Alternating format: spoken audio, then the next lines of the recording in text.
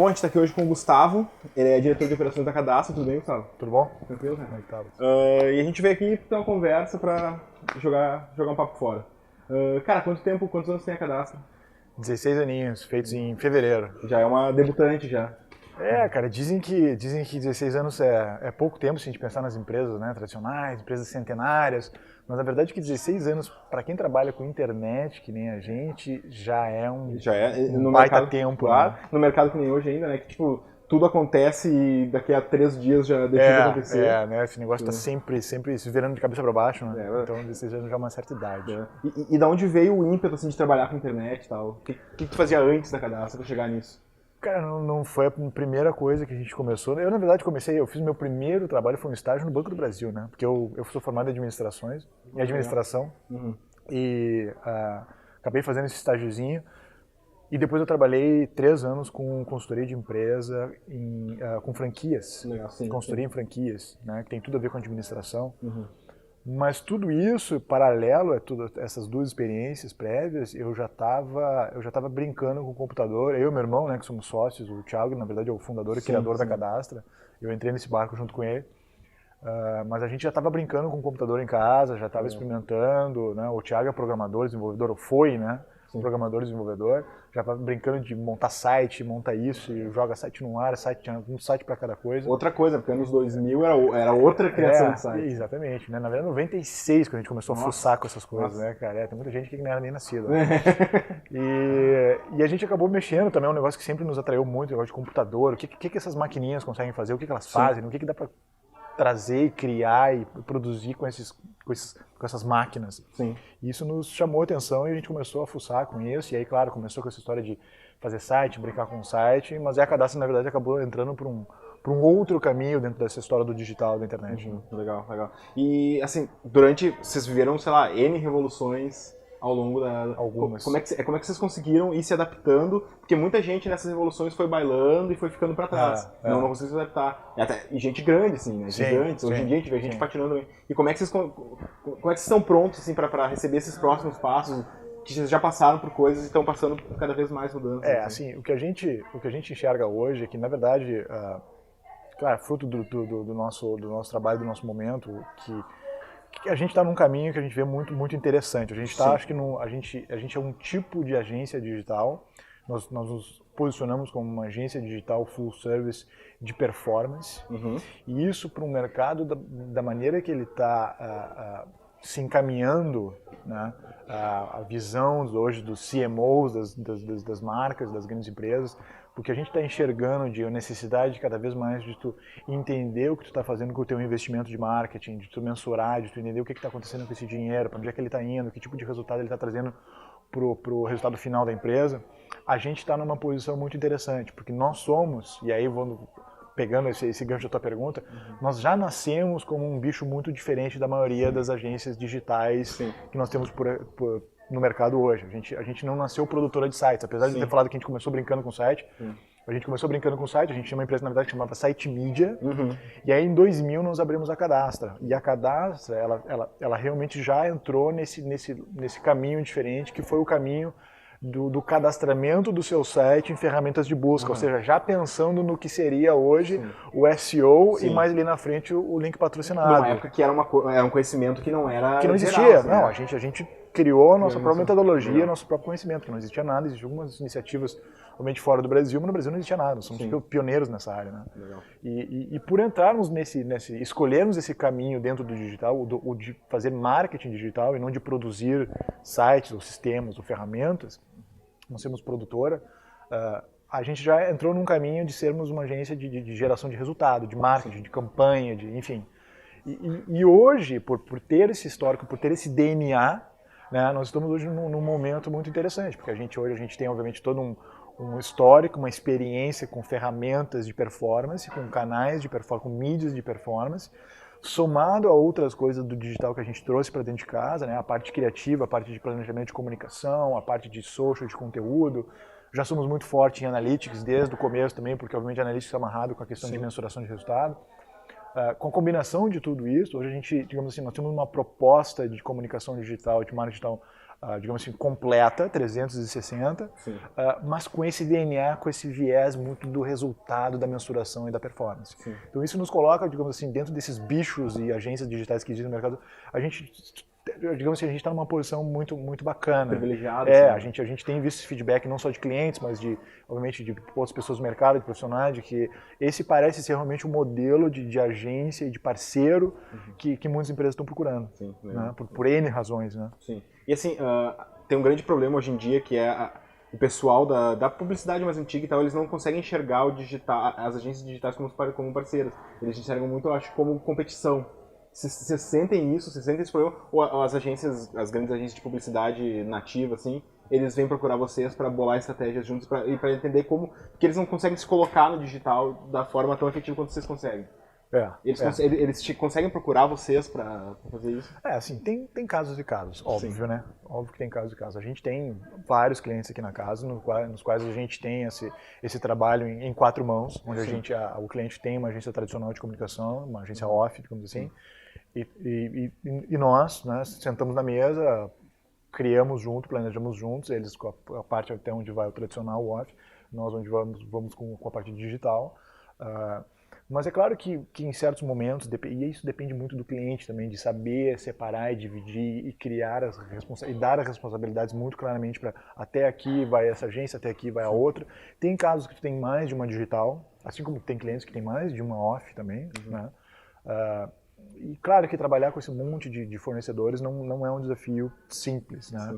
Existe às vezes um pouco de cotovelo aqui, cotovelo ali, um cara está querendo um pedacinho daquele orçamento. A verbinha. Então assim, é um jogo complexo de se jogar, é possível.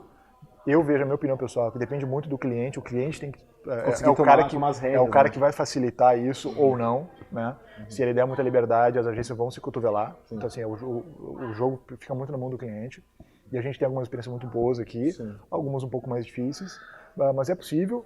Essa questão das agências tradicionais entrar ou não no digital é um negócio extremamente complexo, porque, para mim, de novo, na minha opinião, assim, é uma questão muito cultural que tem que vir da direção dos donos do negócio. E do próprio gênese da agência, né? Do gênese, do que eu estava falando do DNA, a gente gosta muito dessa palavra, né? O DNA. Ou o cara tem esse DNA ou ele não tem. Não adianta tu comprar uma digital e botar pra dentro, não adianta tu criar uma célula, um departamento digital. Chamar o cara que era o bambambam. Cara, isso não funciona em nenhum outro tipo de negócio, não vai ser numa agência de comunicação tradicional que vai funcionar. Ou eu pegar e criar um núcleo off aqui dentro. Não funciona, entendeu? O que a gente tem feito, e a gente já fez algumas coisas offline aqui, tu tem os profissionais do off que tu traz e a gente digitaliza eles, até certo ponto, né? Sim. Tu digitaliza esse cara, assim como tu tem que pegar um cara do digital e tentar complementar ele com as coisas que o digital a princípio não tem, mas ele tem que estar no meio, ele tem que estar inserido no todo, ele não pode ser um pedacinho, uma sala, uma célula, um departamento, ou tu compra uma agência e a agência fica lá no outro prédio, no outro edifício,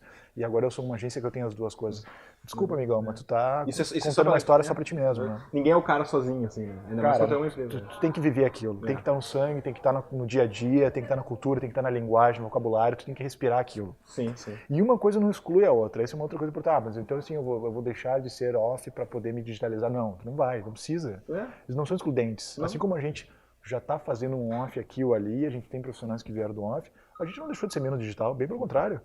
Bem pelo contrário, eu só potencializei o meu digital com ensinamentos e aprendizados que a gente está trazendo de pessoas profissionais que têm 20, 30 anos de off. Sim. Entendeu? Então, assim, essa complementariedade, que é a comunicação do dia de hoje, é assim, precisa ser assim, é isso que tem que fazer no dia a dia. Então, essa solução simples de, compro uma agência digital, boto aqui dentro, ou contrato pessoas digitais e crio uma célula digital e isso vai tornar as minhas campanhas de off digitais. Cara, eu tô para ver uma história de sucesso. Eu só ouço histórias de tentativas. De repente vai dar certo para alguém, pô, que bom, tomara que dê, mas é um desafio complexo. Porque, de novo, tem que estar no dia a dia, tem que ser parte da empresa, senão tu não consegue se tornar digital. Não pode estar numa pessoa. Claro, tem que ser parte de tudo que tu faz. Não existe uma pessoa digital, é o âmago da empresa. Acontece, eu acho que ao mesmo tempo também o converso, talvez isso não chegue tanto em vocês, porque vocês têm uma gama de clientes maiores, com maior representatividade, mas acontece agências de médio porte que estão perdendo clientes pro cara que faz de casa sozinho, ainda mais no digital. Eu não sei se isso chega em vocês, mas é um momento do mercado, né? Não sei como é que tu enxerga essa... Hoje não tem, a gente não tem mais essas parcerias, até tu perguntou antes, negócio, as agências off te procuram. Isso a gente, quando a gente começou, tinha muito, a gente atendia, fazia parte digital de algumas agências off. Hoje não mais, porque acaba gerando algum tipo de conflito e atrito, porque hoje a gente também está indo atrás das contas grandes. Sim. Então isso não tem mais. E essa questão do ser atendido fora, isso acontece, eu acho que depende muito do modelo de negócio, da agência, desse parceiro. Mas hoje tem muita agênciazinha digital pequena que vai e tenta preencher uma lacuna específica. O cara é desenvolvedor de aplicativo para mobile. Isso é muito legal, porque o cara é muito especializado naquilo, e às vezes eu não consigo ter esse skill aqui dentro, e assim como o cara do off vai lá procurar esse cara para resolver esse problema, eu posso ir lá também pegar esse cara para me ajudar nisso. Isso eu acho que faz parte do ecossistema de agência. Tu vai ter as mega, as grandes, as médias e as pequenas e as micro, que às vezes é eu keep, né? É ele, de repente mais um cara só, é ele só, mas ele é um negócio, né? Então isso é normal de acontecer, e acho que faz parte do ecossistema e funciona bem. E assim, a gente está gravando agora numa sala que é uma sala nova, tudo mais a Cadastra. Então, quer dizer, vocês estão expandindo. E vocês já têm em mente as metas, aonde vocês querem chegar, tipo, daqui a 5 anos, a Cadastra quer ser dona do Brasil. Tem uma...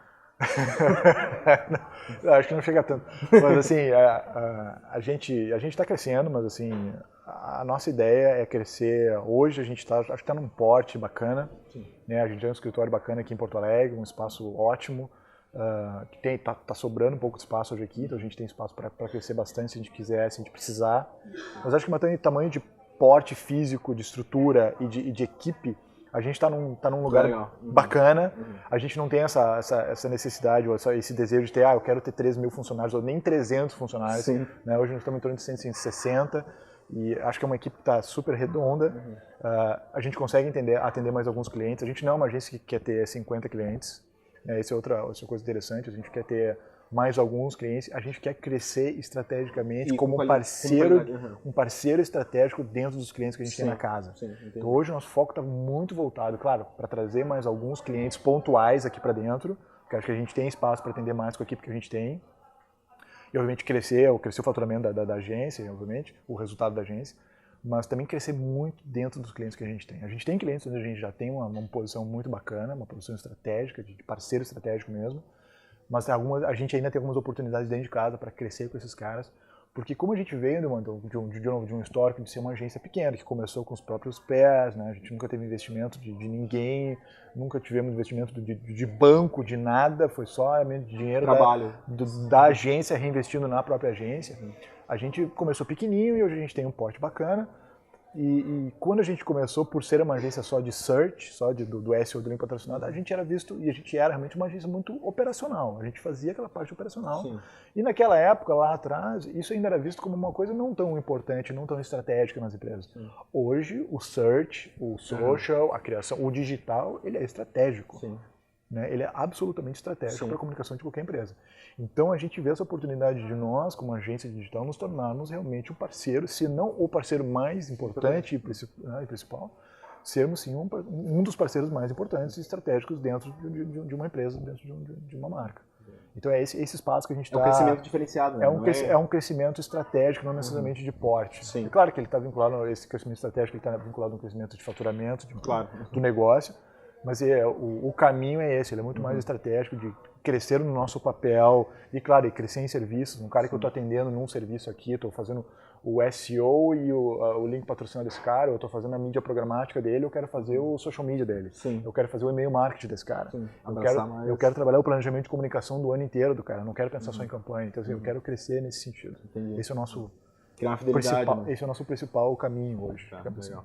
Bom, e provavelmente o cara que está assistindo a gente agora, ele deve estar pensando, que esse cara chegou longe pra caramba, eu quero fazer a mesma coisa. Quais são as dicas que tu dá pra ele conseguir um dia chegar num patamar, se não igual de vocês, parecido? Bom, tem algumas coisas que são assim, que sempre vêm na minha cabeça quando a gente fala sobre esse tipo de empreendedorismo. Uma que, cara, empreender...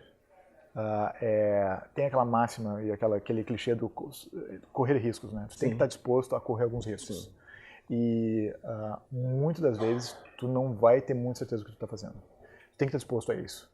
Né? Se o cara tem algum tipo de, não, mas eu tenho que planejar, eu tenho que pensar, eu tenho que botar tudo... Cara, o cenário às vezes vai te exigir de que tu vai ter que pular do negócio sem saber se tu vai chegar, sabe? Onde acreditando em ti. Tu tem que acreditar no negócio, né? A gente fez várias apostas aqui durante os anos e algumas deram certo. A gente digamos assim, a gente está acertando mais que a gente está errando. Por isso que a gente está conseguindo seguir em frente, né? Mas tu tem que estar disposto a errar, né? E infelizmente a gente vive num país que, pelo menos a minha interpretação é essa, posso estar errado, de que a gente tem uma aversão ao erro e aquela coisa do só é bonito o sucesso, né? As pessoas não falam muito de erro, só vê case de sucesso, só vê palestras sobre sucesso. Eu sou do tipo do cara, eu quero ver o erro dos caras, eu quero saber dos erros. Eu tava conversando, lembro que esses dias que fora do Brasil tu consegue mais investimento normalmente na tua 7ª tentativa de negócio, assim, que os caras veem já que tu já tá cascudo no mercado. É exatamente isso, Mostra que tu já tem uma experiência, tu já sabe mais ou menos os caminhos para onde ir, para onde não ir. Então eu vejo muito por aí, então, assim, tu tem que estar preparado para esse tipo de coisa. Claro que existem cenários e momentos que tu vai ter condição de planejar mais, de pensar mais, de conversar com outras pessoas, alguém que de repente já passou por algo parecido. Que ótimo quando tu tem isso e que tu pode apostar em cenários e ideias com esse tipo de... Chão firme. Exatamente. De situação, mas vai ter épocas, vai ter momentos que tu vai ter que fechar o olho e falar, cara, a decisão é A ou B, eu vou me jogar no B, se foi, se explodiu, né? É mais ou menos por aí. Essa é uma coisa, a questão do risco e dos momentos que tu vai conseguir planejar e outros que não tu vai conseguir planejar muito. E outra coisa é a outro, digamos assim, clichê, mas pra mim é uma verdade. A gente estava falando antes até que o clichê se tornou clichê por algum motivo. Por algum motivo, né? E pra mim, assim, essa é uma verdade absoluta, é a questão de tu te cercar de pessoas fantásticas para trabalhar, tá? Porque, primeiro que, né, tudo começa, o empreendedor ele começa com uma ideia na cabeça dele, né? A Cadastra nasceu da cabeça do Thiago, e achou aquele nicho e apostou naquilo, acreditou naquilo, e levou muito tempo para dar certo, né? Mas pelo jeito tá dando.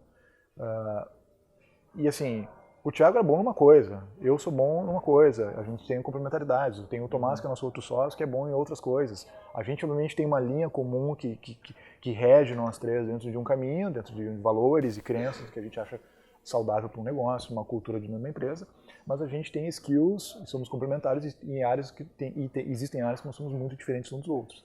E isso, por um lado, obviamente, fortalece muito esse negócio, né? Cada um tem que ter a sua fortaleza e isso funciona muito. Por exemplo, eu sou péssimo com finanças, eu sei o básico do básico, nunca gostei muito de matemática, não é aquela clichê também básico do cara que não gosta de matemática, eu sou esse case. O Tomás é um cara que é incrível com matemática, absolutamente fantástico. Então, assim, isso é um negócio importantíssimo. Outro caso que eu sempre me lembro, eu gosto de contar essa história, há muito tempo atrás, quando a gente estava ainda iniciando, uma vez eu cheguei na mesa do Thiago, o Thiago estava lá com uma pilha de conta para pagar, conectado no Internet Banking, passando a manhã inteira lá, pagando conta no Internet Banking. Aquilo ali, eu olhei e falei, cara, é uma coisa muito errada nessa cena aqui. Porque o Thiago é a cara da empresa. Sim. E é assim, é o cara que estava criando o serviço, moldando o serviço e vendendo o serviço. E ele estava sentado ali, pagando conta no Internet Banking. Eu falei, cara, se tu ficar o dia inteiro sentado aí, daqui a algumas semanas nós fechamos. Porque tu tinha que estar na rua, tu tinha que estar sentado no computador, montando esse negócio, desenvolvendo esse negócio, tocando esse negócio para frente. Então, assim, nós precisamos de alguém que faça isso tão bem quanto tu, até quem sabe até melhor, né? Essa parte de resolver a parte financeira, bancária, contábil, tributária, legal, né? Tu tem que ter um advogado, tu tem que ter um contador, tu tem que ter um financeiro. Então, assim, identificar essas habilidades, esses skills, também até outros skills que são complementares e que um negócio vai precisar. Um cara comercial, por exemplo, eu sou péssimo com vendas também. Sim. Sou terrível. Cara, não vendo água no Saara, eu não vendo. Sou péssimo, não consigo, não sei. Não é um negócio que nasceu em mim. Então, assim, tu tem que entender assim, onde eu sou bom, onde eu posso ser melhor, onde eu vou contribuir mais dentro do meu negócio e aonde eu preciso complementar, onde eu preciso agregar. Preciso trazer esse talento, esse skill, essa habilidade de fora e botar isso para dentro. É claro que quando tu está começando o negócio, tu não tem orçamento para contratar um contador, contratar um cara. Tu tá ali, o Thiago estava ali naquele momento pagando conta porque ele não tinha ninguém para fazer. Sim. O que ele precisou é alguém, de repente, para dar um chacoalhão nele e falar, cara, olha só, acorda. Sim. Agora tu consegue ter um cara aqui... Pelo amor de Deus, faz isso. Tu começar a entender que economizar vai te fazer perder dinheiro. Exatamente. Para de fazer o que tu tá fazendo agora e vai contratar um cara para fazer isso que tu tá fazendo. Porque senão esse negócio não vai para frente. Sim. Né? Porque para ir para frente precisa tu tá lá liderando e desbravando o mercado. Então é isso, fica muito atento a esse tipo de coisa, em quais skills tu precisa ter para complementar um negócio que tu não tem. Sim, saber reconhecer o que tu não sabe, né? As lacunas que tu não sabe, entender muito bem, assim, tão importante saber o que tu quer, o que tu não quer, o que tu sabe e o que tu não sabe. Cara, eu não sei isso aqui, eu não sei ainda o que eu posso aprender, mas essa parte aqui eu não sei, eu não vou saber. Eu preciso de alguém para me ajudar com isso. E claro que dependendo do momento do negócio, tu vai ter um momento para eu vou ter que fazer agora do jeito que eu sei fazer, beleza, mas assim que eu puder trazer alguém para me ajudar com isso, se eu tiver a grana para pagar um cara para ser o meu financeiro, o meu cara comercial, o meu cara de marketing, o meu cara sei lá do que, tu tem que ter atrás desse cara para botar dentro do negócio. Isso vai te ajudar a tu focar onde tu é bom e esse cara vai fazer o que ele faz bem do teu lado. Bom, o mercado da comunicação, ele é meio famoso, da comunicação, do digital e tudo mais, ele é meio famoso por ser um mercado de alta rotatividade, da galera entrar na agência, daqui a pouco tá em outra agência e tudo mais. E vocês combatem isso? Vocês acham que isso é uma característica que não tem o que fazer? Ou o que vocês fazem em relação a isso para combater e tal? Assim, tem algumas características aí que fazem com que essa rotatividade ela exista. Né? Claro que tem a responsabilidade da empresa de ter todo um cenário, um organismo, uma cultura que vá proporcionar um ambiente bacana, que é o que a gente tenta fazer, né? Cara, proporcionar um ambiente relax, um ambiente bacana, onde obviamente eu preciso ter uma equipe de alta performance, de digital, de uma agência de performance, eu preciso ter uma equipe com alta performance, um cara que entrega um trabalho legal, de alta qualidade, para poder gerar o resultado que o meu cliente exige e quer. Mas ao mesmo tempo a gente tenta compensar em ter um ambiente descontraído, um ambiente legal, uma cultura com flexibilidade, respeitando. A gente entende hoje que as pessoas querem qualidade de vida, querem ter flexibilidade de horário, querem um gestor que não vai ficar ali fazendo micromanagement do que tu está fazendo, o que tu não está fazendo, ou ficar bloqueando coisa no computador, enfim. A gente tenta, né, criar esse ambiente o máximo que a gente pode. Mas, por outro lado, tu tem, obviamente, um público, pelo menos aqui na Cadastro, um público extremamente jovem. Às vezes nós somos, por ser uma empresa, de certa maneira, jovem, a gente tem um público muito jovem, o digital é muito jovem, a gente acaba atraindo esse público aqui para dentro, a gente acaba formando esses caras dentro do digital. Então, assim, a gente tem muitos casos que nós somos o primeiro emprego dessa pessoa. E aí é claro que por mais que ela, de repente, a pessoa esteja num momento legal aqui dentro e a gente recebe esse feedback, porque a gente vai atrás disso também, o cara tá feliz aqui, mas ele quer ter uma segunda experiência. Ele quer, por mais que... E acontece de que o cara vai e às vezes o cara volta. E tu vê que realmente o cara tava feliz aqui, teve uma segunda experiência, até gostou, mas ele prefere, né, gostaria de continuar trabalhando com o que ele tá fazendo aqui, enfim. Mas tu tem essas características, né? Tu acaba trabalhando com um público jovem, que aprende a trabalhar conosco aqui dentro do digital, mas de repente ele quer fazer uma experiência. O público hoje jovem também tá cada vez viajando mais. Sim. Apesar de que agora no momento, né, o dólar, o preço que tá complicado, mas se a gente estivesse olhando para um ano atrás, tem muita gente que vai tirar um ano fora, o famoso sabático. Sim. Termina a faculdade, tá, coisa parecida, acaba indo para fora. Então, assim, o cenário é esse. A gente tem, obviamente, um público que tem uma característica muito específica, e é uma galera inquieta, é uma galera que está sempre procurando por mais. Mudou um pouco, né? Não é mais aquela coisa tipo, não, eu quero trabalhar na mesma empresa por 30 anos para me aposentar e ter minha família. Exatamente. E essa galera está sempre à procura, obviamente, de desafio, ele está sempre constantemente desafiado. E é claro que todo mundo quer essa adrenalina do desafio, de montar case, de trabalhar de grandes projetos. E a gente tem isso, mas tu não consegue ter isso o tempo inteiro. Sim. Então, tu tem esse desafio que a galera fica um pouco quieta. Né? Então, tu tem que estar sempre provocando, sempre trazendo um desafio. Se não é um desafio que vem do cliente, a gente acaba querendo alguma coisa interna aqui dentro para meio que dar uma chacoalhada, dar uma agitada na galera. Então é isso, assim, eu te digo assim, não existe uma fórmula, pelo menos a gente não encontrou ainda, mas o que a gente diz assim é que a gente não se cansa de testar coisas diferentes, seja no ambiente, na cor da tinta que eu pinto a parede, até ações motivacionais, ações de endomarketing, ações de integração, a maneira com que a gente organiza os times aqui dentro. Churrasco da firma. O famoso churrasco da firma, a festa no final de ano. Então, assim, a gente experimenta com tudo, cara. Sim. Tem festinha de São João, a gente tem a gente traz muito palestrante para dar palestra aqui dentro, galera de fora, para falar sobre qualquer tipo de assunto. Tem desde assunto de nutrição, para falar sobre questões sociais, para falar sobre digital, alguma área do digital que a gente esteja aprendendo ou entrando, sabe? Né? Esse dia estava um cara falando sobre o Big Data, enfim. Cara, a gente experimenta com várias coisinhas que a gente acha que possam enriquecer o dia a dia da galera aqui dentro. Eu acho que é isso, é não deixar só a pauta e a rotina do dia a dia atropelarem.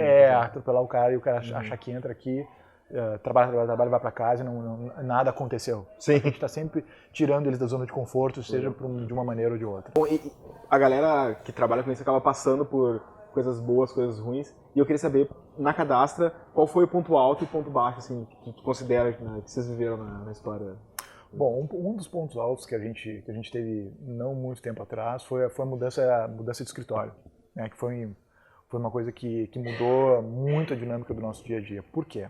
A gente estava no escritório aqui em Porto Alegre, num outro edifício, onde a gente estava dividido em pequenas salas. Então, assim, a gente tinha um time bem menor, mas que já não trabalhava junto, não se via, não interagia.